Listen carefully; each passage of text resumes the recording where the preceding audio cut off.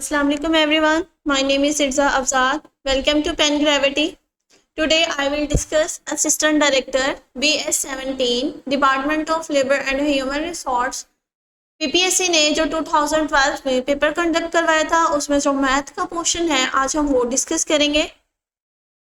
Paper को इस तरह से डिस्कस किया जाएगा कि अगर इन्हीं क्वेश्चन से रिलेटेड कोई क्वेश्चन आपसे पूछा जाए तो आप उसे खुद सॉल्व कर सके इजीली।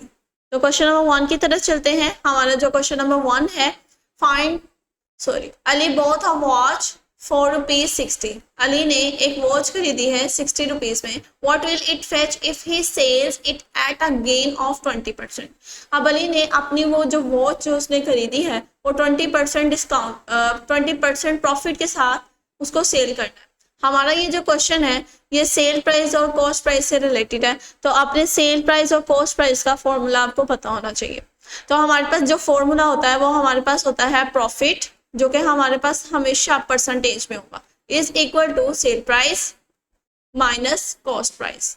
अब सेल प्राइस कौन से होते हैं, कॉस्ट प्राइस कौन से होते हैं? कॉस्ट प्राइस ऐसे प्राइस होते हैं जो चीज आपने जितने रुपए में खरीदी है, ठीक है, और सेल प्राइस जितनी वो चीज जितने पैसों में आपने किसी को देनी है, सेल करनी है। अब यहाँ पर हमारे पास जो परसेंटेज है, प्रॉफिट जो है वो 20% दिया हुआ है कि उसे 20% जो है वो प्रॉफिट चाहिए। तो परसेंटेज को खत्म करेंगे 20 डिवाइडेड बाय 100। परसेंटेज को खत्म करने के लिए पर 100 मल्टीप्लाई बाय कितनी चीज कितने में खरीदी है, 60। अब इसको सॉल्व करेंगे, सबसे पहले डिवीजन को सॉल्व करेंगे फिर मल्टीप्लिकेशन को।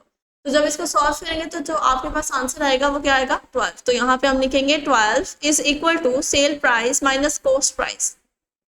यहाँ पे ये माइनस के दूसरी तरफ जाके किसका हो जाएगा, positive. Sale price is equal to 60 plus 12 is equal to sale price आपके पास आ जाएंगे 72।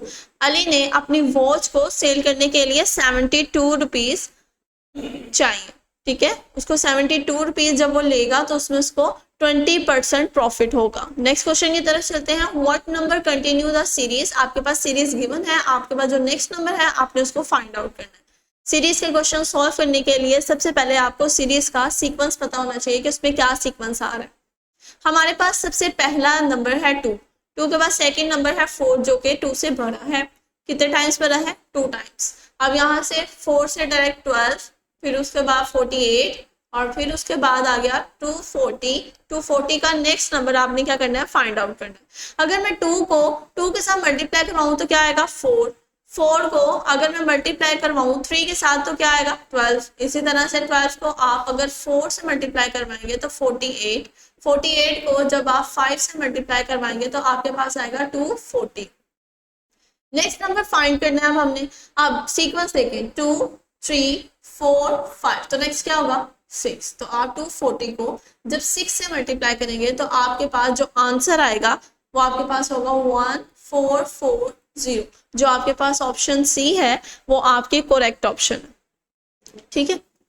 नेक्स्ट हमारा क्वेश्चन है, a boy had twice as many sum wrong right if he had 24 sums in all, how many them were wrong। एक लड़का है हमारे पास, उस लड़के के पास टोटल हमारे पास उसके पास 24 सम्स है, ठीक है। इन सम्स को वो सॉल्व करता है जिसमें से कुछ सम जो से हैं वो करेक्ट होते हैं, लेकिन जब वो करेक्ट करता है उन्हीं करेक्ट में से डबल तो वो रॉन्ग कर देता है। तो हमने बताना है कि उसने कितने रॉन्ग किए हैं, वो हमने बताना है। तो क्वेश्चन को सॉल्व करते हैं। क्वेश्चन को सॉल्व करने के लिए हमारे पास जो टोटल उसके सम्स हैं वो गिवन है और वो हमारे पास कितने हैं, 24। उसने कुछ करेक्ट किए हैं और कुछ उसने क्या किए हैं, रॉन्ग। तो हम यहाँ पे कहते हैं कि जो करेक्ट सम्स है ना वो हमारे पास x है, क्योंकि हमें पता नहीं है इसलिए हम लेट कर लेते हैं कि हमारे पास जो उसके टोटल सम्स है ना जो उसने करेक्ट किए हैं उनमें से वो x है, और जो उसने रॉन्ग किए हैं ना वो 2x है। 2x क्यों लिया, क्योंकि उसने कहा है जितने उसने करेक्ट किया उससे डबल उसने क्या किया, रॉन्ग किए, इसलिए मैंने 2 से मल्टीप्लाई करवा दिया। टोटल जो से है उसके सम्स वो है हमारे पास 24 इज इक्वल टू, जिसमें करेक्ट क्या है x और रॉन्ग क्या है 2x। अब इसको सॉल्व करते हैं। 24 is equal to 3x, x is equal to 24 divided by 3। जब आप इसके कटिंग करेंगे तो आपके पास जो आंसर आएगा वो आएगा 8, ठीक है। अब यहाँ पर x इज इक्वल टू 8, मतलब करेक्ट कितने सम्स है 8। अब रॉन्ग हमने फाइंड करनी है तो 2 से x की वैल्यू को क्या करेंगे मल्टीप्लाई करेंगे तो आपके पास 16 आ गया, मतलब 16 सम्स उसने क्या किए रॉन्ग किए हैं। नेक्स्ट क्वेश्चन आ जाता है हमारे पास क्वेश्चन नंबर 4। क्वेश्चन नंबर 4 में कहता है अ मैन ट्रैवल 2 किलोमीटर, एक आदमी है वो 2 किलोमीटर जो है वो ट्रैवल करता है, ठीक है। टर्न लेफ्ट, अब वो आदमी यहाँ पर आ, ठीक है। अब उसने क्या करना है टर्न लेफ्ट, लेफ्ट साइड पर वो अपनी लेफ्ट साइड पर टर्न हुआ तो यहाँ पर उसने 3 किलोमीटर का फासला जो है तय किया। फिर उसके बाद अब आदमी कहाँ है यहाँ, अब इसने कितना फासला तय करना है left again and travel 2 kilometre, दोबारा से इसने 2 किलोमीटर का ट्रेवल किया। अब आपने क्या फाइंड करना है how far is he from the starting point, अब आपने क्या बताना है कि उसका स्टार्टिंग पॉइंट से कितना डिस्टेंस जो है वो उसने तय किया। आप देखेंगे पैरेलल डिस्टेंस है, ठीक है, पैरेलल है और दोनों इक्वल है तो पैरेलल एक दूसरे को क्या कर देंगे कैंसल टू ईच अदर, तो बाकी हमारे पास जो बचेगा वो 3 किलोमीटर है, तो आपके पास जो ऑप्शन ए है वो आपकी क्या है करेक्ट ऑप्शन। नेक्स्ट हमारा क्वेश्चन है परसेंटेज से रिलेटेड है, व्हाट इज द 40% ऑफ 1400, तो परसेंटेज को आपको पता है खत्म करने के लिए पर 100 से क्या करते हैं डिवाइड और मल्टीप्लाई कितने करेंगे 1400 के साथ। अब आप इसको सॉल्व कर लें, आप सबसे पहले क्या करना है आपको पता है कि सबसे पहले हमने क्या करनी है डिवीजन, डिवीजन को सॉल्व करना है, फिर देन आपने किसको सॉल्व करना है मल्टीप्लिकेशन को।